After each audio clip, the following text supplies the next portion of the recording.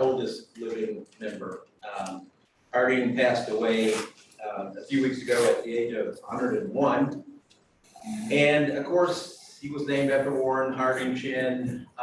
Just had a life of service. He served in World War II as a pilot instructor. He attended North Carolina State, became a mechanical engineer. He actually transferred to the Air Force Reserves. After leaving the Army and served there for 24 years, he retired as a lieutenant colonel. He had just a wonderful life of service. We heard a lot about that service at his funeral.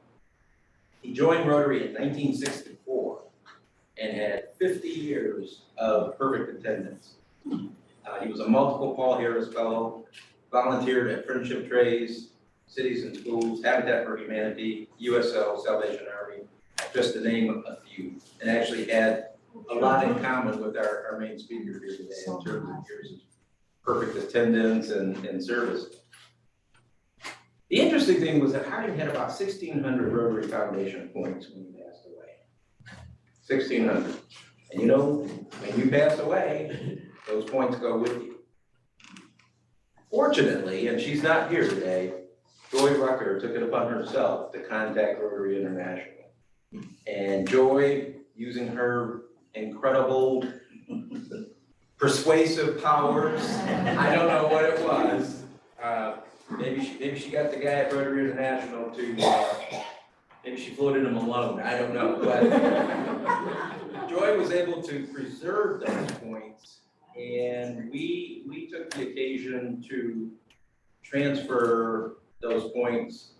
The board took it under consideration. We wanted to give those points to people who we think embody Harding's spirit of service, especially to the community, but also to his country. And in light of that, we want to make a couple of presentations today, Paul Harris Fellow presentations, to two individuals who have, over the years, one of them, especially lately, has been doing a heck of a job in terms of service opportunities. So I'm going to leave it at that and just ask Dave Miller and Howard Castleman to step up, please.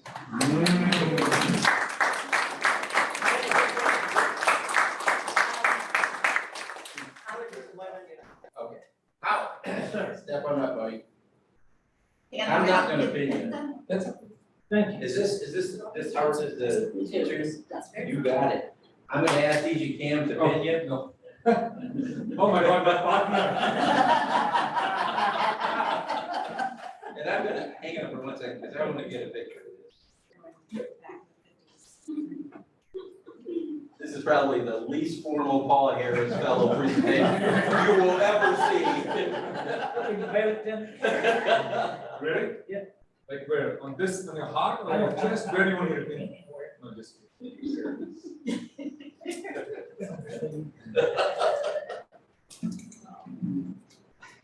No magnets? No magnets.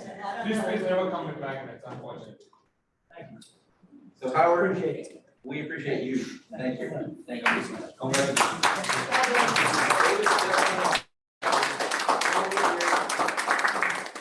This is on behalf of all of the service that you've done. You did a magnificent job coordinating the Salvation Army Bell Ring session this past season. And with that in mind, I'm going to ask DG Cam to pin you with your Paul Harris +4. +4. Wow, that's wonderful. No, right? Yeah, sure. Kevin told me to split. So I said, no, I know it. We cannot do those things. Awesome. Thank you, David. Thank you. Thank It's you. amazing.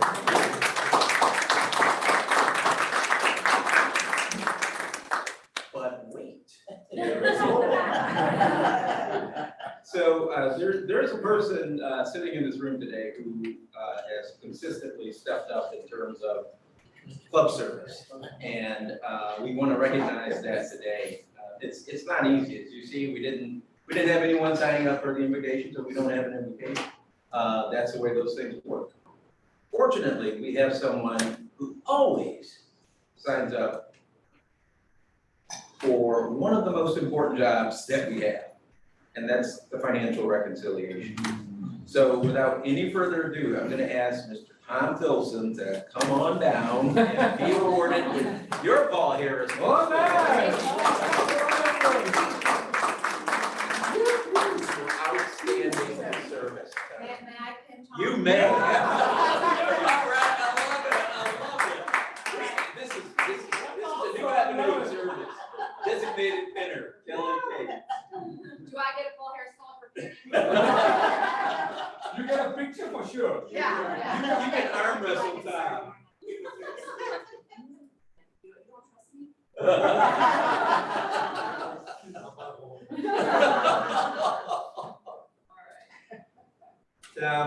Lovely. So nice.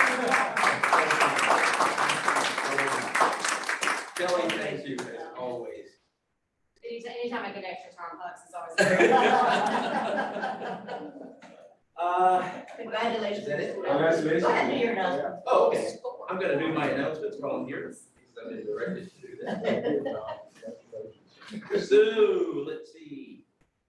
My notes, first of all, service projects, Diaper Bank at Medicist. I want to thank Terry.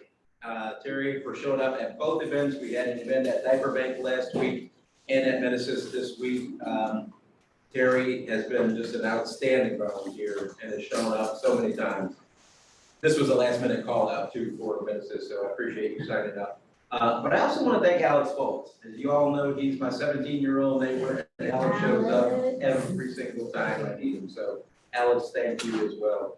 Tree planting, January 21st, next Saturday from 9:00 a.m. until 11:30 a.m. Stevens Creek Nature Preserve in Mint Hill. 100 volunteers are needed. The last time I talked to Sean Gotham, there were about 62. Pre-registration is required. Check out the newsletter. There's a link in there for signing up. But please, if you have the time, show up on the 21st. This is something that Charlotte North and the Big Charlotte Club do every year. So we appreciate their leadership in that regard. Mid-year assembly, January 28th, 8:30 a.m. Rowan Cabarrus Community College in Salisbury. Everybody's welcome to attend. This isn't just for club officers. Everybody's welcome to attend. It's a great opportunity to learn what's happening throughout the district. It's a great opportunity to come and hear me speak because I will be speaking. So, oh, wait. No. I want to give you reasons to attend, right? Let me get that straight. But the newsletter has additional details on that. Again, January 28th, 8:30 a.m. If anybody wants to go, I'm going to be going for sure, but I'm happy to carpool or pick somebody up. Bob, if you want to go, I'm happy to pick you up. Thank you. Yep. Leading with the Heart event. This is going to be on February 16th at the Grand Bohemian Hotel, Uptown. This is going to celebrate the women of Rotary, and it's going to include a panel of notable women from our area, including our very own Mecklenburg County Manager, Dina Diorio, who is also a member of the Big Charlotte Club Uptown. Margaret Donovan from the Charlotte Club is coordinating this. Registration is required. Even though this is all about empowering women, and this is going to be for and about women, guys are welcome to attend. So I think we're going to be attending. We haven't registered yet, right? But we're going to be attending. Because men, you too can also be a feminist. Or, as I like to say, an ally. So we've got our joint district conference coming up May the 5th through the 7th. It's going to be held at Lake Meridian in Charlotte. It's going to be held in conjunction with our friends just to the east of us in District 7690. And that's going to be a fun time. 3-day event. Please register for that if you can. We're going to have a membership summit too that's coming up. It's unfortunately going to be on a Friday, but you're going to be getting more details on that. We don't have a location identified yet, but hopefully we will have one identified soon, and it'll be another great event to come to. Did y'all hear about the Rotary theme for next year for President Amarje's year? Yay, it's fun. So Rotary International President-elect Gordon McNally said this theme is going to be Create Hope in the World, which is it's a great theme, something I think we can all aspire to.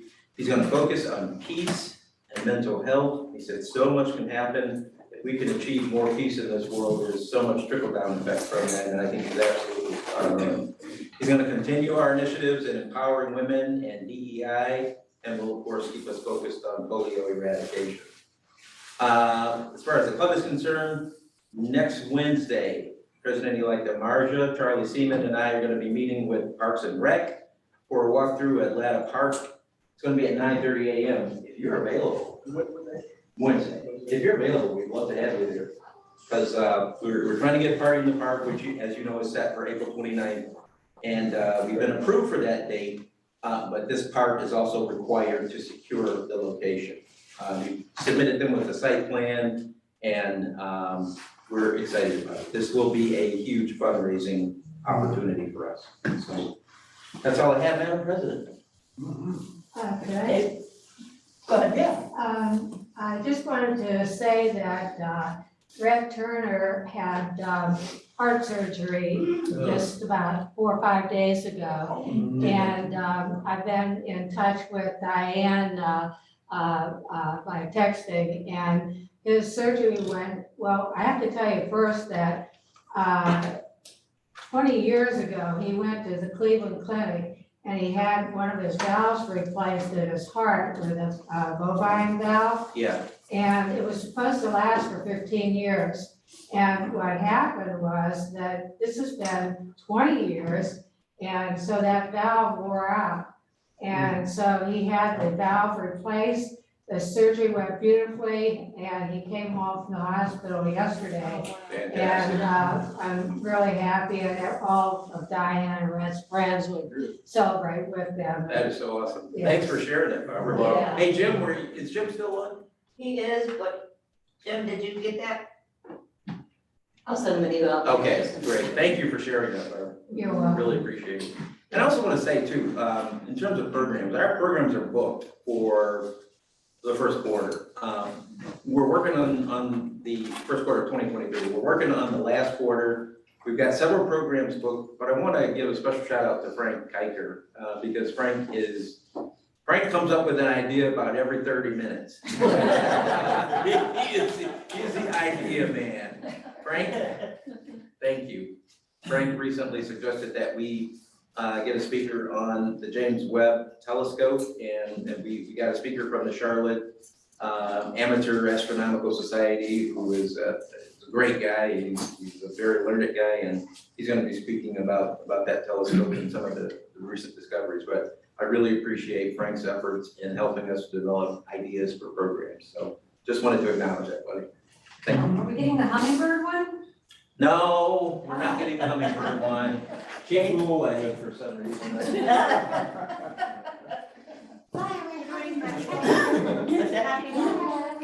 Dave's doing his picture. Yeah, let me quick announcement. Sorry to hear about Fred, by the way. I had a valve replaced about 22 years ago, Wow. and it was to last for 2,000 years.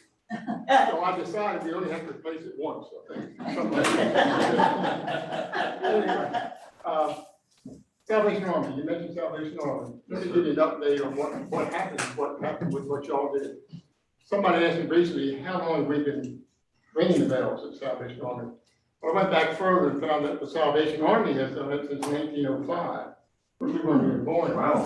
Same year of Rotary? Rotary wasn't founded by them either.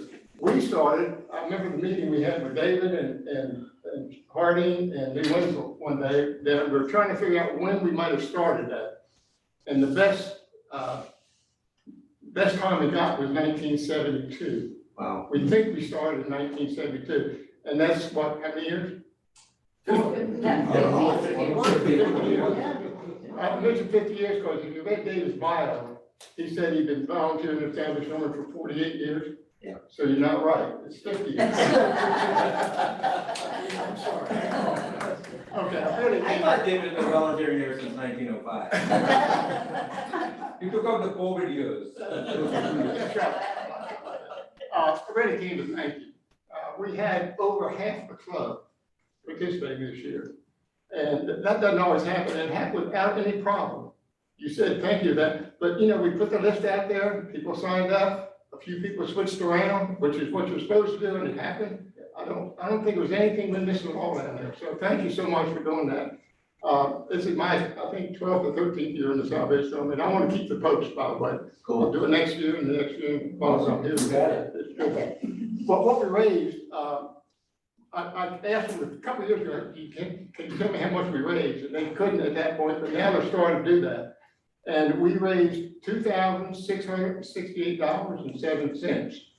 So thank you for almost $2,500 for raising just by ringing that bell out there. Appreciate it very much, and thank you, and we'll do it again next year. Thank you. Did you know Alan Roser put in 7 cents? Those times there, and I think the winner is. Oh, wait. Yay! Do you have the sign-up sheets for next year? I'm not gonna give it to you till last. He normally signs up about 4 or 5 slots. This year we could only make 3, I think.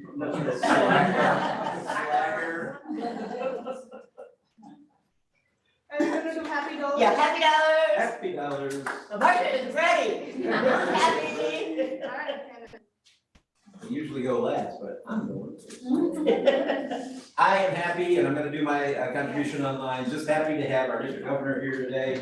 That's always a treat. I'm so happy though that we're in this space. And I love the quietness of this space. I love that we have Marilyn here and Cheryl here.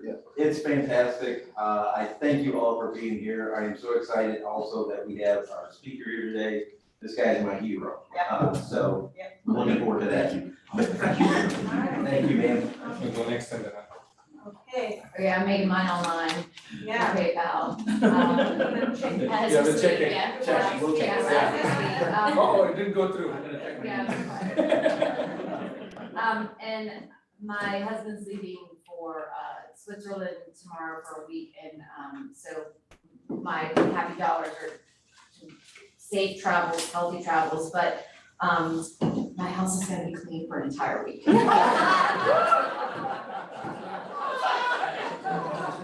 Real story. Oh, What I'm gonna say is you taking the boys. No, the boys, if he's not there, the boys actually maintain, yeah. He's the chaotic one. He's a smart guy. How can you get it? I know. My first dollar, number one, is I'm always happy to visit the clubs. And thank you to Kevin as well as Jenny for keeping me in the loop on what's going on this. And every time I read newsletters consciously when you guys send me something. And every time the updates that I see, they're just amazing. Yeah. Thank you all for being active and engaged in what you are doing. It really inspires me. So thank you to each one of you. Thanks, Ken. Yeah, and my second dollar is, of course, I came especially for Dave. I want to really listen to his story because I've heard some amazing things and I look forward to it. So thank you. Now, is he paying you $100 to come?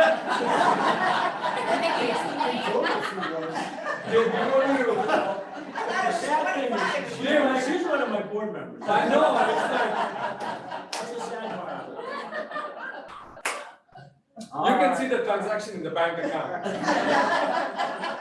Now that we got all the financials out of the way for the moment. My happy dollar is for the new Paul Harris Fellows and in remembrance of our.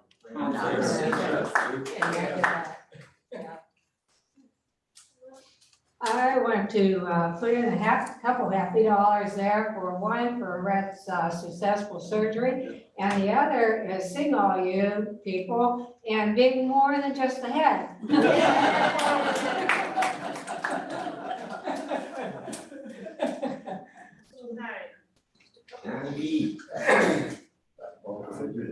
For all of the above, and certainly for any club that celebrates wayward husbands, was that what you? It wasn't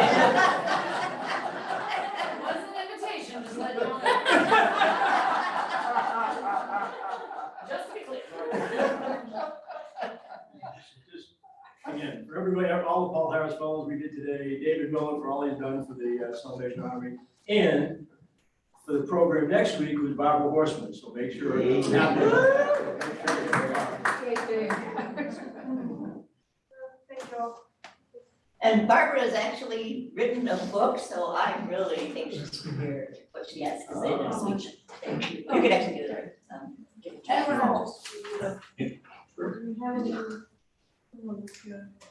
Okay, Kevin, you can introduce the speaker. I think. Oh, yeah, well, no words are needed, however, I do have a few. I just, this was interesting, we generally always have somebody to sign up to introduce the speaker. Nobody signed up to introduce that. David didn't God. sign up, they should- No respect. We all figured there wouldn't be time. That's it. Seriously, I'm gonna save most of my remarks, but I cannot tell you, I've met a lot of wonderful Rotarians in my life, and a lot of them are in this room, and I mean that from the bottom of my heart. But I will tell you, dollar for dollar, pound for pound, this guy is my idea of what a Rotarian should be like. He shows up. He shows up, he shows up, he shows up. No matter what it is, he shows up. And he puts his heart into everything. So I have the utmost respect for him, and when you hear what he's gonna say, talking about dealing with grief and how you can channel that grief into something positive for events in our lives that are totally unexpected and unanticipated. It's a powerful thing. So David, thank you for doing this, brother. And thank you.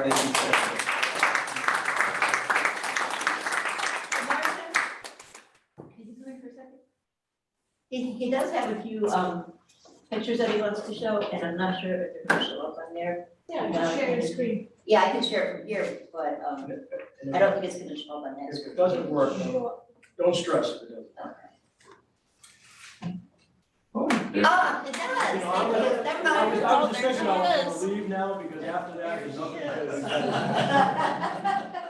Well, usually when I do this, I've really not done something exactly like this all the time I talk. However, usually I don't have any notes, I don't talk from the heart. But I wanted to read some, I was at a Levine board meeting, Levine Cancer Institute board meeting last week, and I picked up a fact sheet. And I just wanted to read a couple of things, just so people who don't know what melanoma is and are not aware of much, I just want to just read this. I think it encapsulates it very quickly. Fast facts on melanoma skin cancer. Only 1 out of 100 cases of skin cancer are melanoma, but melanoma causes the most cancer deaths. What is melanoma skin cancer? Melanoma is most often, but not always, a cancer of the skin. It starts in the cells that make the color of your skin, hair, and eyes. Ultraviolet light and sunlight are thought to cause almost 9 out of 10 melanomas, which in our case was what happened with Jessica. And knowing your numbers, each year it's estimated that over 91,000 people in the US will find out they have melanoma. And something to share with family members and friends, using tanning beds before the age of 30, which doesn't pertain to all that many people in this room. However, you know people it is, but using tanning beds before the age of 30 raises your risk of getting melanoma by 75%. Holy cow. So that's one of the biggest things that we push, no tanning. It's tremendously grateful if you do that. So that's, I just wanted to share that. So what I hope to do is, to those of you, some of you have heard me speak, and some others haven't, some know a lot about this whole situation, but I first wanted to let you know a little bit about Jessica and what happened with her. Then I want to talk about how we started our foundation, and a little bit at the end about the personal things that I've learned in the 15 years since we lost her, that maybe could help other people that might get in the same situation that we're in, families that we're in, that get into what we did. So first of all, Jessica. That's Jessica right there, 30 years old.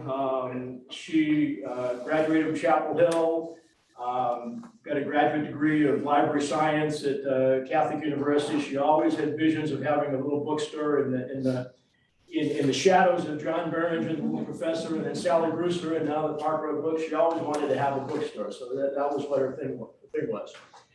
She worked for the Girl Scouts and got very involved in the Girl Scout programs. At the time, she moved to, she was with the Girl Scouts in Gastonia, and then she moved to DC to follow the guy that she ultimately married. So she was living in Northern Virginia, but working in DC for the Girl Scouts of the nation's capital, which is the biggest council in the country.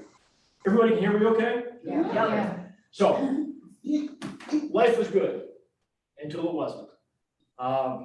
Again, she was 30 years old and was happily married and on my 60th birthday, the whole family was together, our other daughter and her husband, our son and his wife. I think we have one 17-year-old grandson, so we had one grandson at the time, but we were all together in Hilton Head and we celebrated the birthday and then a couple days later, she told us she was pregnant. So with her first child. And I get a little emotional sometimes, so I apologize for that. Anyways, she was pregnant with her first child, so this was a great time. But a few weeks after that, she had found a swelling in her neck that was never there before, and it came because she was pregnant and her hormonal changes in her body.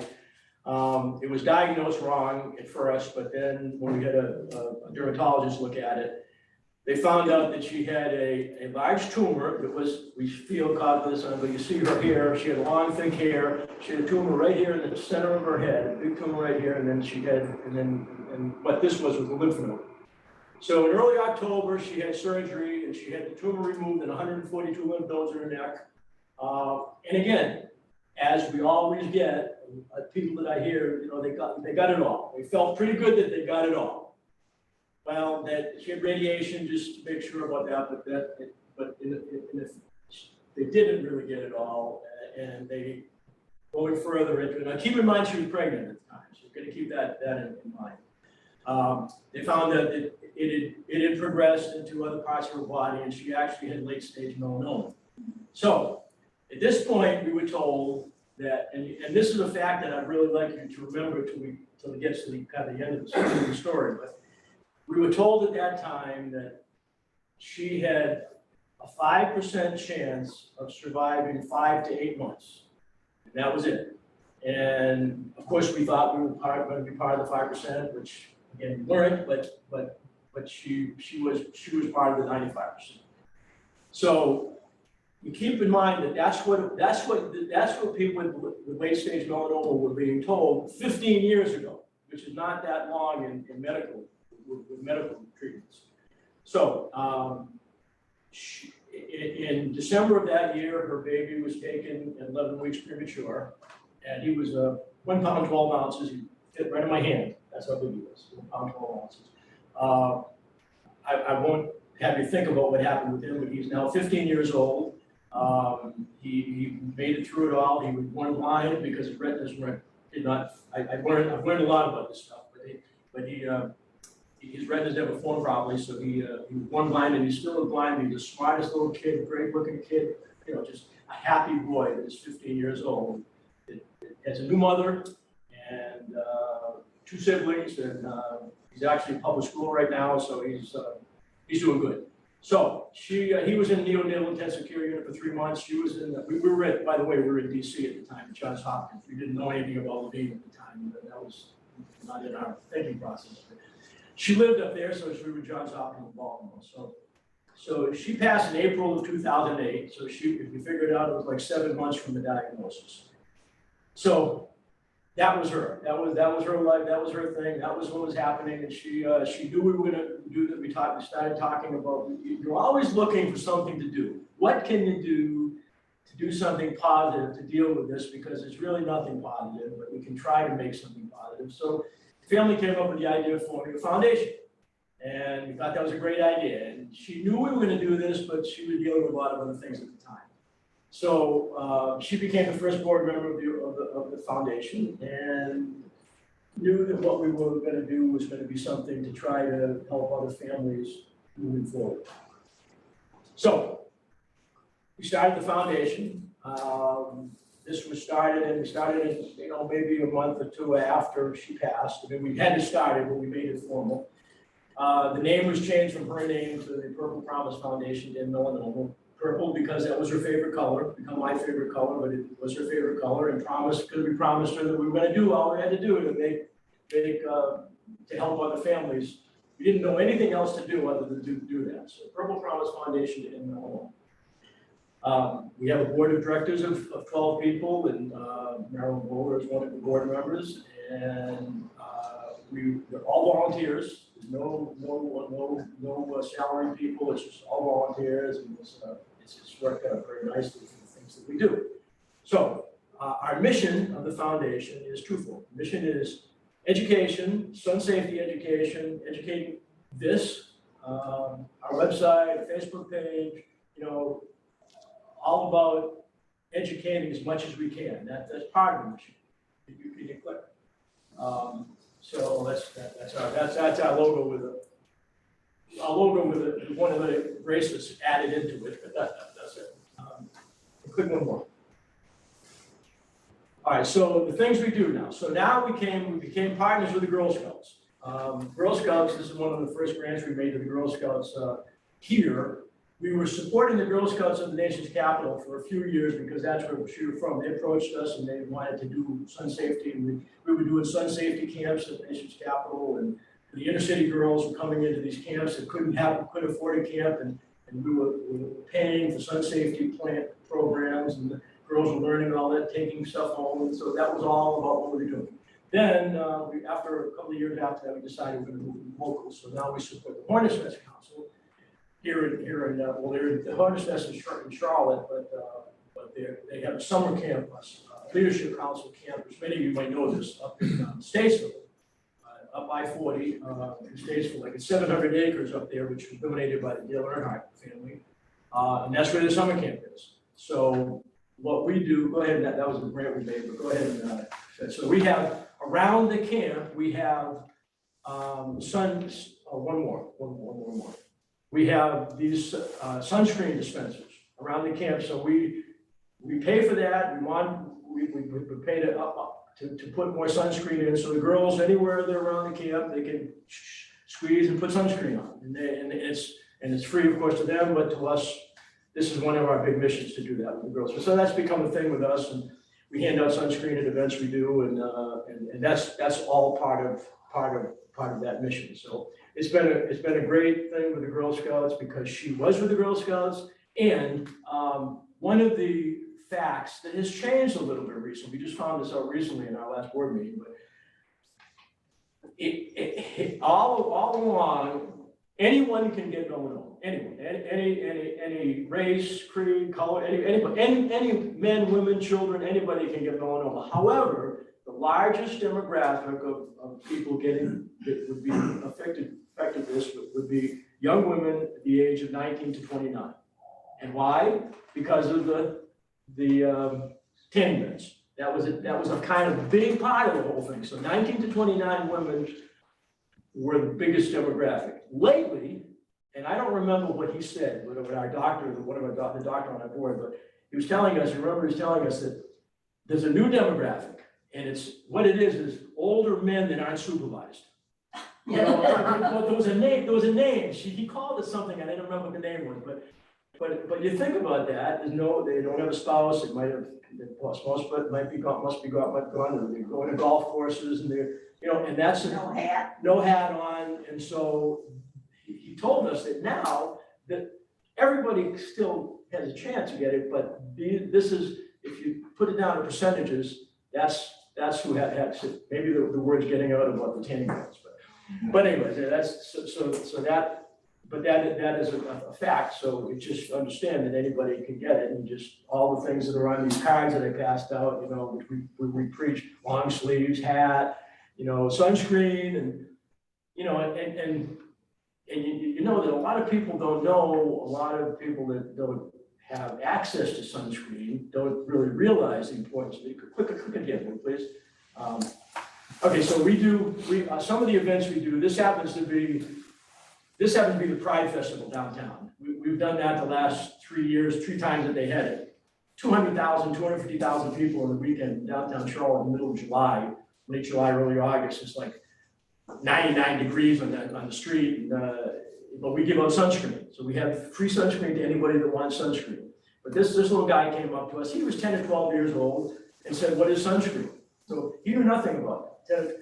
My grandchildren have been having sunscreen since they were babies, and they just, that's the thing. And we all do that. And but he knew nothing about it. Well, so I told him about it, and he said, well, how do you put it on?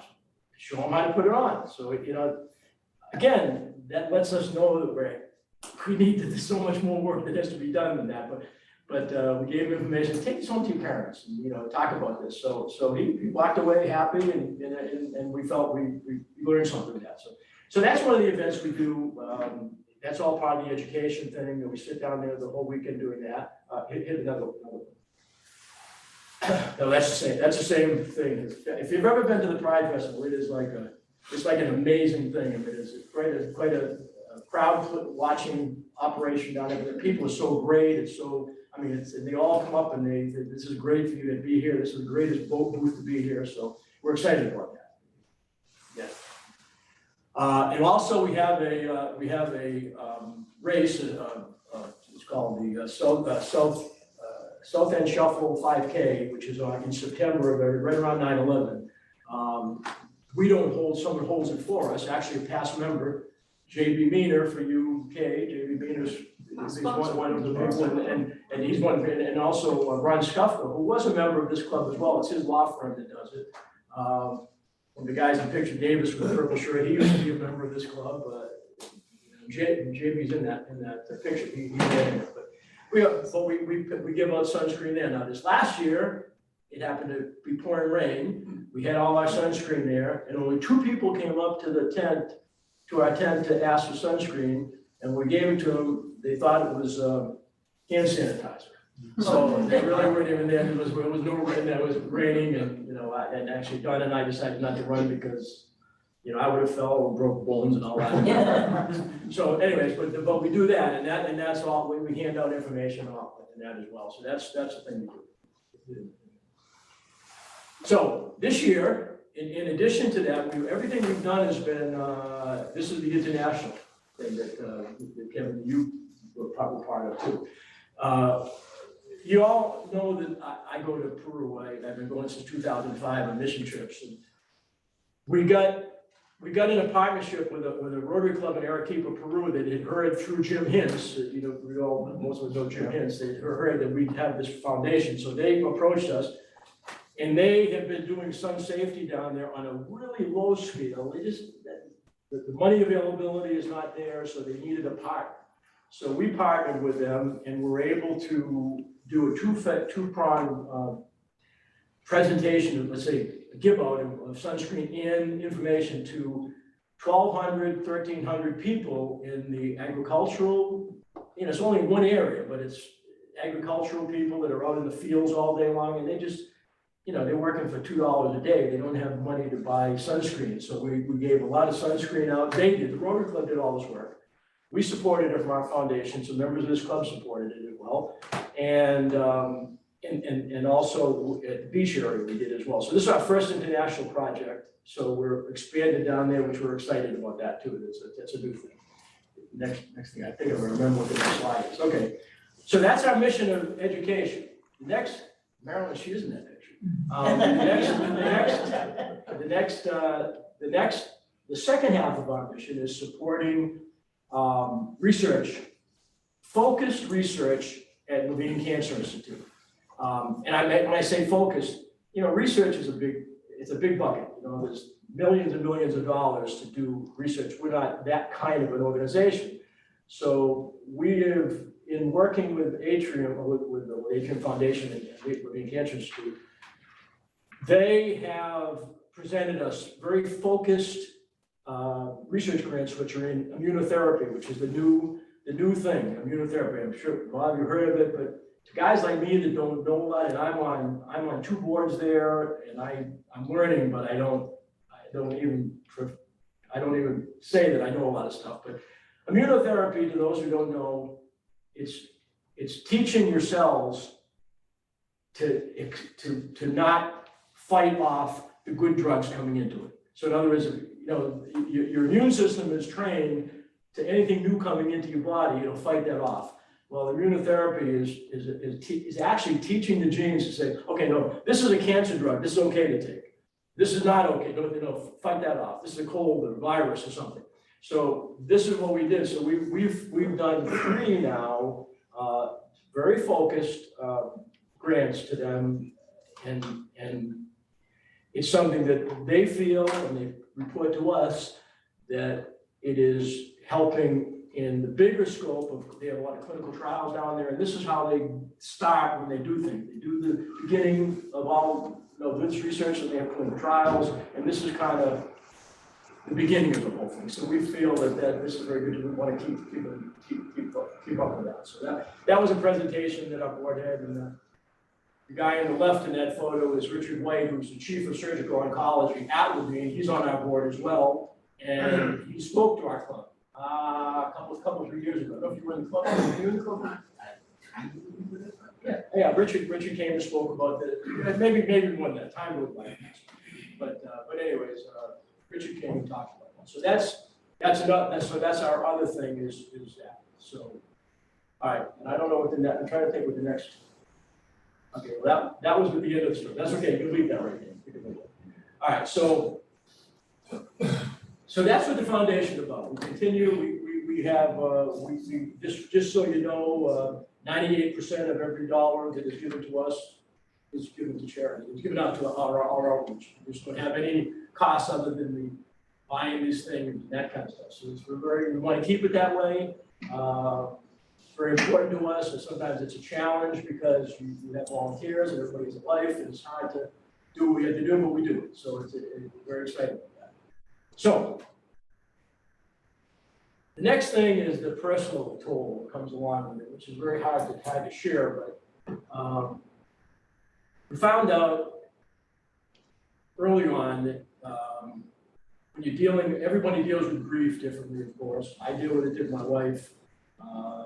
She does, and our daughter deals with it differently than we do, and our son, everybody deals with it differently. But looking at the priorities you have, and you have your spouse, and you've got to learn how to navigate that whole thing.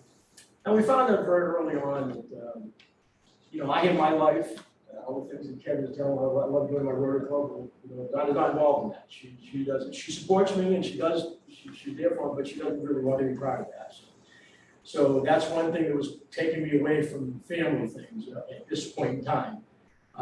So you have to find, I'm just saying for what works for us, and if anybody gets in the same situation, these are the kind of things that we've done that work because of the fact that we were told early on after this happened, 75% of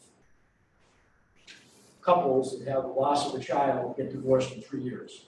It's just a thing, it's a fact, it's a thing, so 75%. So you're fighting that every day, and you can see that, we all think different things, so you have to, doesn't matter you've been married 50 years, that doesn't seem to matter with this grief factor, even with loss of Jessica.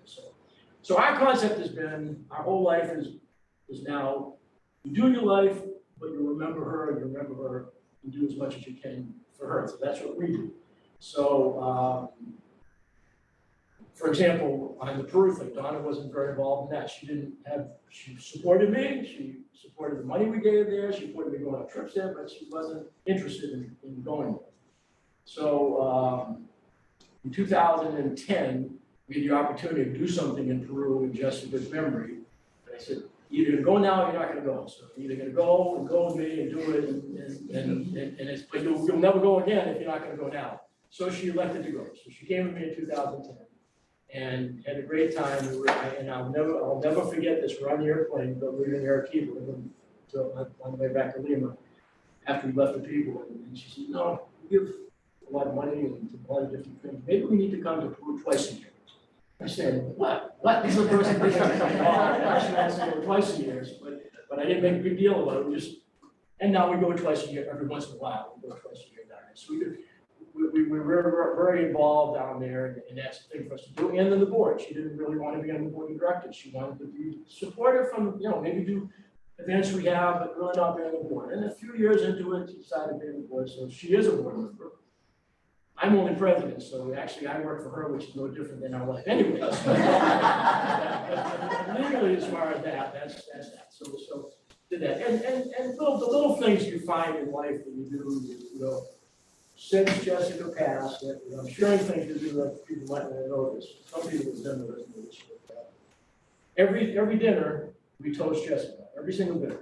We had a glass of wine and every dinner is, if I'm traveling, I call in from the road and have a dinner, we toast. So we're talking, we say her name, and we're talking about it. And we find, this is the only way that we felt we can deal with it, because you just never get over the loss. And I try to tell people this so that if they get, God forbid, I don't want anybody to get into this situation. If they do, that's what they do. So that's what happens. So, and then the last picture, which if I don't know if we can go back to it again, but I'm sorry, but that was leading into the last picture. Sorry. So the biggest thing that we were able to do, and this is just something that we did, and I'm just very proud of it. So this is on the side of the mountains in Peru. It's and you see the color. It's very obvious what it is.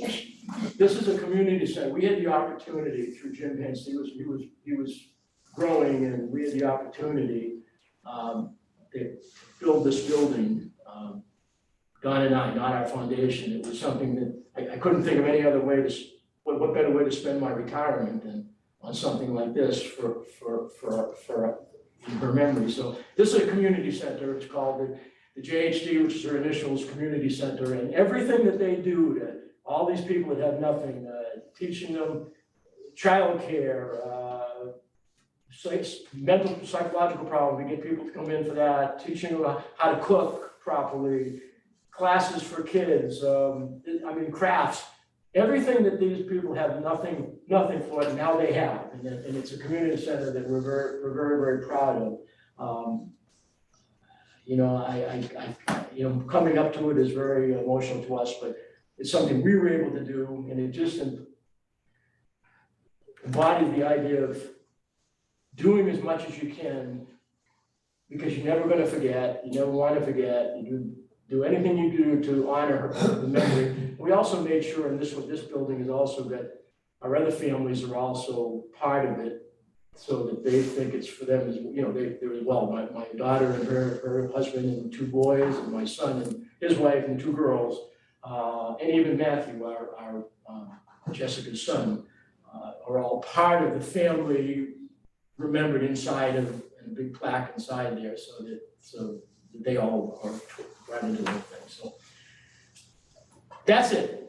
That's our life. Light the night? Oh, okay, so we do have a, and some of you have been to that, we do have a signature event that we have that's really, it's been at the View for 8 years, downtown at the 50th floor of the View, and it's all about thanking our people that give to us and support us, and it's a very nice event. We moved, have a new venue down behind Panther Stadium, but it's all about, Wells Fargo lights the building purple for us one night a year, and we're excited about that. So it happens to be in May, which is Melanoma Awareness Month. And so we have to be somewhere we can see the building, which is kind of critical, funny. Yes. And with your experience going through Jessica's type cancer, have you ever met a person that survived? Yes. We have one on our board at Slovenia. Yes. And he actually did have late stage melanoma, but he was able to get them. Oh, and there's one other thing, that's right. That brings up a fact, but yes, I have. Some that were in that 5% of the old time, but there is a new fact. I'm sorry, I missed that. This is what happens about when you don't have notes. Remember the 5%, 5 to 8 months. Now, and with all the new drugs, it's amazing the things that have happened. You always say, gee, why couldn't we have this 15 years ago? But we didn't, and it wasn't there. But now, with all the new drugs that they have, if you were diagnosed with late stage melanoma, a lot of times you don't even have to have surgery. They're doing things not invasive like that for surgery, but not knowing what would happen with her. But if you have late stage melanoma and you react positively to the drugs that are given to you in the protocol that they prescribe to you, you have a almost 60% chance of surviving another 5 years. So it's gone from 5%, 5 to 8 months, to now 50 to 60%, 5 years, which you don't know what's going to happen tomorrow, next week, or next month, and then there'll be new things. And so it's really gone better. But yes, to answer your question, yes, I have been, and there is a guy on on our board, not our board, but the board of the dean that I'm on the advisory board, that he did. I was with him at lunch last week. Yes, sir. I just, if you could speak a little bit, the reason we have we're planning our fundraising event at Latta Park is because it has a real special connection to our club. And if you could speak a little bit About the garden. About Well, the garden, okay, so those of you who, so we have a garden and we well, first of all, we got, the garden was not my idea, it was Clyde Horseman's idea. It was Barbara's husband, Clyde, who was a mentor of mine, definitely. Actually, he was and I don't know how much time we have, but I was gonna say this next week. I'm gonna say something you won't say, probably. I was gonna say that Clyde, her husband Clyde, actually was trying hard to get me divorced. Because he was fighting with me to go on these trips, to go on, when we went to Bhutan, and he kept saying, Dave, you gotta go on these things, you gotta go on these, you gotta go on these. I said, I just can't right now, I was growing my business, I had all kinds of things going on that at that point in time were more important. Now, if it was now, it would be a whole different, I have a whole different mindset. But the year that Tim graduated, my son, who's now 46 or 7, I had to remember what year that was. But anyway, the year he was graduating from Chapel Hill was a trip that Clyde was planning, and it was going to be over graduation. And Clyde's exact words to me were, almost exact. He said, well, that's okay. You can come with us on this trip, and Donna can go to graduation. I said, Clyde, are you nuts? No way. But that was his belief, was how important that was to go to that, to go and do this help. And that's what became to me why I got so involved in that thing. So you're gonna sit. I was gonna mention about that garden. I had an accident more than 20 years ago. A zip line broke and the whole thing collapsed, and I had terrible injuries. And I ended up being sick for 2 years. And just as I was recovering, there was a convention of Rotary was going to be down in San Antonio. That's right, this is what he said. Yeah, and that was my first outing, being able to get out of my house and go somewhere. I said, he asked me if I thought I could do it. I said, well, I think I can. And so we went down there, and one of the things that they did there was that Rotary always does a project in whatever city and have the convention. And so that year, they put in this huge garden in the middle of this city and planted flowers there and everything. And Clyde spent the day planting flowers and came back and told me about it. And so when we got back to Charlotte, he and I were talking, and we said, that would be a really good thing for the Rotary to do in Charlotte. And I had been taking yoga classes over across the way, right from this building, directly across the street there. And I said, well, what about Latta Park? It's close to Dilworth. And so we had this thing going around, and lo and behold, you all planted the garden. And of course, he came to me when he got back, and he said, okay, David, we're gonna do this. Well, how are we gonna do this? The board at the time, and so we planned this garden, and then unfortunately, that would have been in 2000, I think that was 2001. Wasn't that the convention? Because he passed, Clyde passed in Labor Day weekend of 2001. Very unfortunate, very early and very, but so he never got to see. I always say, this is just a personal thing, I always say, the one thing that if you look for any positive with Clyde, well, all the things, but that he passed on Labor Day weekend, so of course he never saw 9/11.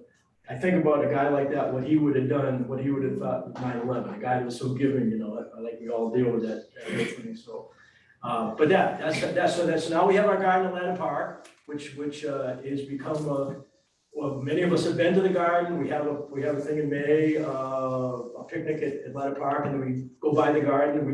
And during COVID, we had Renji was president then, had socials there, and we sat in the garden. And there's a Ernie Ryder put a tree in there in honor of Jessica. There's a brick commemorating that, and we just put 2 more trees in, one to memorialize honor Clyde and one for Ernie Ryder. And we haven't been able to dedicate them yet because of all this the construction that's everywhere in the whole Dilworth. So people can't get anywhere, they can't get near the park, so that's gonna happen. So yes, so the garden is a very nice place to go. When we designed it in 2001, it was dedicated in 2002. We designed it, we had stone benches put in that we had got up in Huntersville, and it's really it's a nice garden at the end of Ladder Park. And it's on Ladder Park and Dilworth Road, half right at the split, it's right there at that end of Ladder Park, so that's what you want to do, right? Yeah, that's it. Yes, ma'am. I have a bunch of questions, but I'll ask them later, so I'll just ask you one. Thank you for wearing purple. It's a very small. Purple marshmallow. Thank you. What have you guys looked into about all the chemicals in sunscreen? 'Cause Well, like, as that's- a mom, it's like, like, It's funny. there's always a list, buy this right? brand. Don't buy this brand, don't do this, because it actually contributes to like, endocrine issues, and so. It's fun. What we do, now whether this is the right thing or the wrong thing to do, this is what we do. Just taking advantage of this, for example, when we were buying these, we got the ingredients of these, and then I sent the ingredients off to Richard White, who's our guy. And he looked at the ingredients and he didn't like something, but he said, you gotta have something that's this broad spectrum, it's something different. And so we went to a different supplier and got the right stuff. So in other words, what we do is that, now it's funny, at the Pride Festival, someone come up and asked me what is in that. And the one we use is this big tub that it doesn't have all the ingredients on the outside. We have that in my office, and I couldn't answer her question. But you're right, that's what we're doing now. Whether that's scientifically right, I feel if he doesn't know, how am I gonna know? I go with his recommendation, and that's what we do when we do. What we do, we are aware of that. We try to do our best to, there's always something that's gonna be wrong, I mean, barbecue on today, that's another story. That's what we did. You had another one, or you I've got more, but I'll wait for okay. a little bit of time. Two very, very quickies. Yeah. One, I'm looking around here, and I don't think there are very many of you who actually got to know each other the first time. And I'd like to give you a little insight into what kind of young woman she was. When I looked at that picture up there, you could see she's very attractive, eyes sparkle, she was a real live girl. We had this trip coming up. I think this was the one where we went down to Honduras. Honduras. And this was Jenny's first trip. Yes. Jessica, why is it Jenny? Jenny wasn't there, I don't think. No. But she was so excited about going, and all of the rest of us knew what her condition was before we left. And so a lot of us were very, very concerned about it. She overdo it, but she paced herself and did all this. And we babied her a little bit right at the beginning of the trip. We were going to help her through this thing. She would have no part of this at all. She was there to work, and I'll tell you, she worked her butt off. And so we switched the title, and we were all calling her before we got on the plane to come home. While we're training, Jenny, you're the man. Jenny, you're the man. And she was absolutely delighted with that. She had 11 fives. Yeah, 11 fives. I mean, I was nothing to her at the time. In 1 second, talk about the small world thing, I think we've all experienced that. Some of you know that in my former life, I was a youth pastor for 17 years or so. And my last congregation was a little congregation just not very far from the White House in Burtonsville, Maryland. And in that little congregation, we were all teachers, professors. I mean, we had University of Maryland all over the place. And one of the faculty of the University of Maryland was the head of the agriculture department, Paul Poffenberger. And Paul had a delightful daughter, Linda.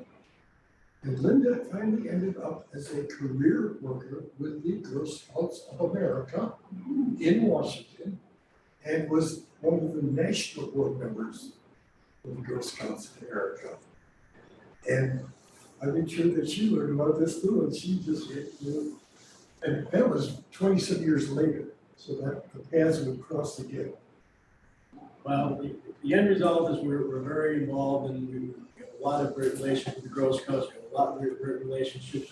I know so much more about, because of Matthew, because of I never knew what NICU meant, intensive care unit. To this day, the woman that was Matthew's doctor, she sends me a Christmas card every Christmas asking how our Matthew is. She's retired and she wants to know how, so it's just the things that help make life be better. And so it's been an interesting thing. If I say, do I wish, am I happy with what I'm doing? Yes. Do I wish I didn't have to do this? Yes, of course, because we had no reason to do it, but we feel that what we're doing is the best we can do, and I would share that education with others if they get in that kind of position. Thank you. Thank you. And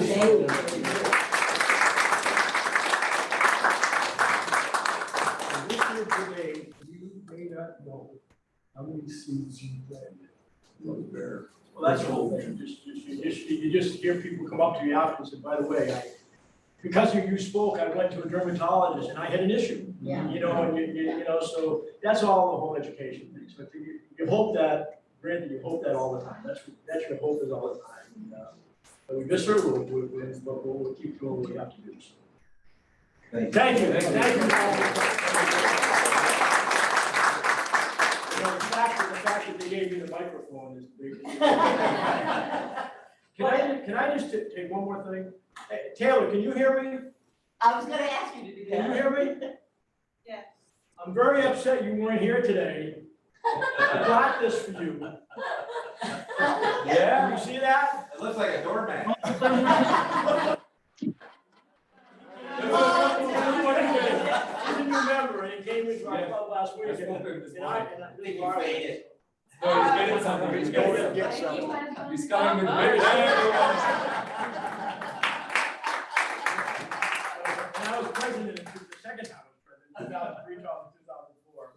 You know, I said, heck, I'm president. I'm all this grief I'm taking of being a so this hung in our meeting room all the time. Like this with all the other banners, because I'm president, I can do that. Yeah. And it was my second time. First time I would have done it. So when your third time. Third time. Don't even say that. Third time.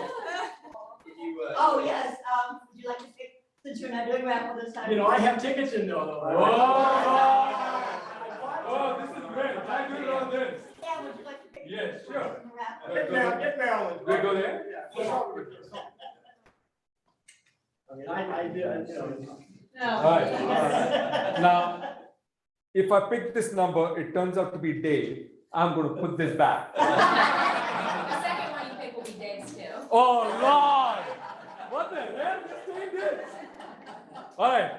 The last four is 4897. Bingo. It's level line. There we go!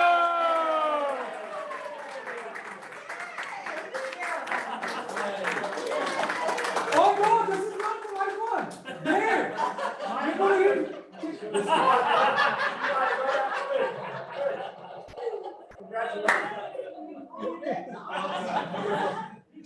Okay, so next week, Carter will be speaking to us, and then the week after that, we have Discover Rotary. Please invite people that might be interested in Rotary, and our hands-on project is going to be with Charlotte Teaching Hearing. So, we'll see you soon. Oh, let's not stand up, do the five, wait, forward.